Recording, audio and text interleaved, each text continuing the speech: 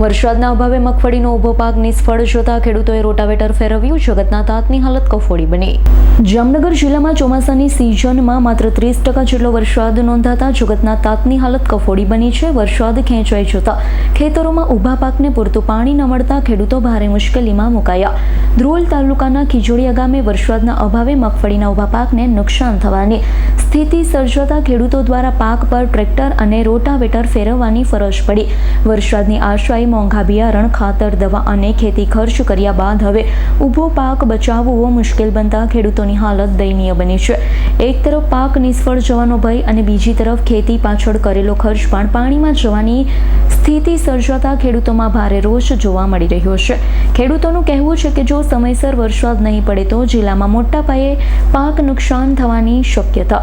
ખેડૂતો દ્વારા જામનગર જિલ્લાને તાત્કાલિક દુષ્કાળગ્રસ્ત જાહેર કરી રાહત પેકેજ જાહેર કરવા, પાક નુકસાનીનું સર્વેક્ષણ કરવા તેમજ ખેડૂતોને જરૂરી આર્થિક સહાય આપવા સરકાર સમક્ષ માંગણી કરવામાં આવી છે. ખેડૂતોએ ચીમકી ઉચ્ચારી છે કે સરકાર દ્વારા તાત્કાલિક યોગ્ય નિર્ણય લેવામાં નહીં આવે અને જામનગર જિલ્લાને દુષ્કાળગ્રસ્ત જાહેર કરવામાં નહીં આવે તો આગામી દિવસોમાં ખેડૂતો દ્વારા વિરોધ વધુ ઉગ્ર બનાવવામાં આવશે.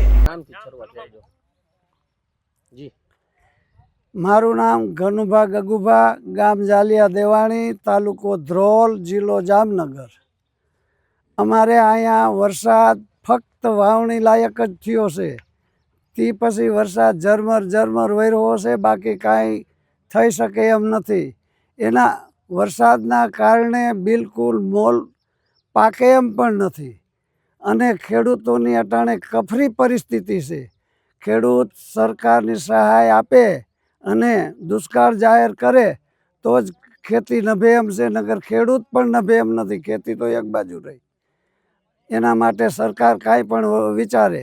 અમારા ગામની પંચાયતથી માંડી અને ગાંધીનગર લગીન ભાજપની સરકારના અમારા જ છે બધાય, છતાં કોઈ ખેડૂત સામે જોતા નથી.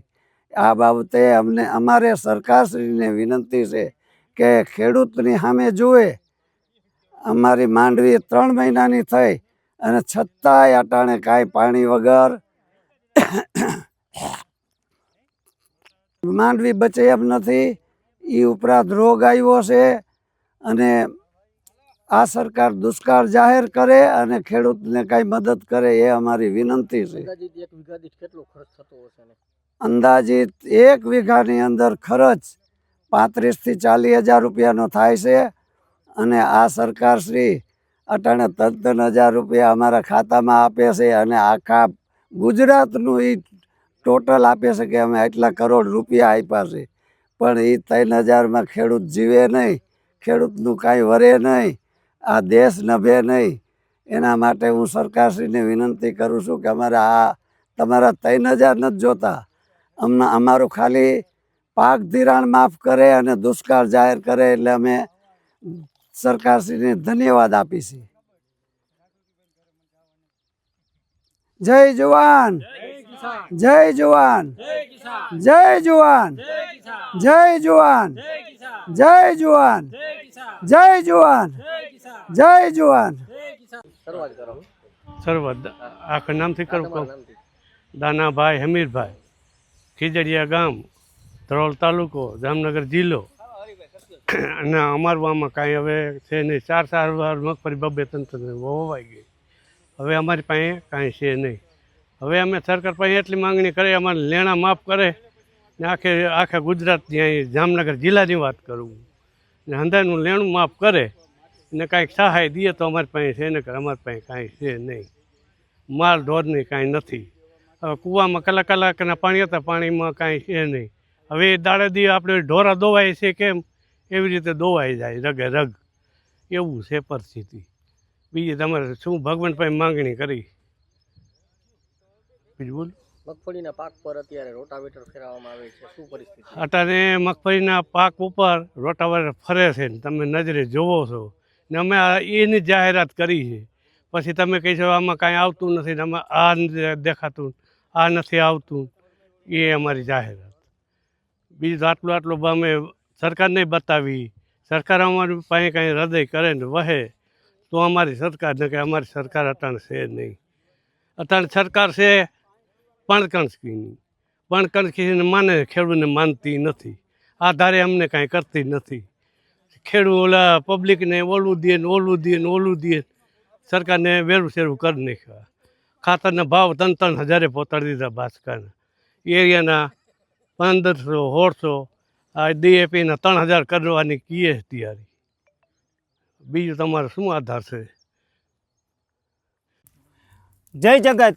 જારિયા માનસર ખીજડીયાના ખેડૂતો અત્યારે અમે ભેગા થયા છે અને આ એક યજ્ઞનું આયોજન કરીને આ સરકારને સતબુદ્ધિ જડે અને ધ્રોલ તાલુકો અને જામનગર જિલ્લાને દુષ્કાળગ્રસ્ત જાહેર કરે અને ચાલુ પાક ધિરાણ માફ કરે, પશુપાલકોને ઘાસચારાની વ્યવસ્થા કરે અને જામનગર જિલ્લામાં તમામ ગામોમાં રાહત કામ ચાલુ કરે અને શુદ્ધ પીવાનું પાણી મળે એવી સરકારને નમ્ર અપીલ કરવા માટે આવેદન દઈ દઈને તો અમે બધા થાકી ગયા છે આગેવાનો. પણ આ એક યજ્ઞના આયોજન કરીને અમે આ સરકારની આંખો ખુલે અને આ યજ્ઞ દ્વારા આપણા કૃષિ મંત્રી અને મુખ્યમંત્રી અને ખાસ કરીને વડાપ્રધાન શ્રી પણ આ ગુજરાતના છે, એના માટે અમે એક યજ્ઞનું આયોજન કરી છીએ. આ સરકાર, આ ગુજરાત સરકાર જામનગર જિલ્લા અને ધ્રોલ તાલુકાને દુષ્કાળગ્રસ્ત જાહેર કરે, સ્વાહા. પશુપાલકોને ઘાસચારો પૂરો કરે, સ્વાહા. સૌનીનું યોજનાનું જે પાણી આવે છે જામનગર જિલ્લાને શુદ્ધ પીવાનું પાણી આપે, સ્વાહા. આ સરકાર દુષ્કાળગ્રસ્ત જાહેર કરીને રાહત કામ ચાલુ કરવામાં આવે. આ મુખ્યમંત્રીને અને કૃષિ મંત્રીને સદબુદ્ધિ આપે. આપણા વડાપ્રધાન શ્રી નરેન્દ્રભાઈ મોદી ગુજરાતના છે, તો એને આ દુષ્કાળ દેખાઈને જામનગર જિલ્લાને દુષ્કાળગ્રસ્ત જાહેર કરે. અમારા જે ખેડૂત મિત્રો પાયમાલ થઈ ગયા છે એને વહેલીમાં વહેલી તકે સહાય આપે. અમારે જે આ તમે 2 હેક્ટરના 22,000 દિયો એ નથી જોતા. અમારા ખેડૂતનું સંપૂર્ણ ધિરાણ માફ કરે.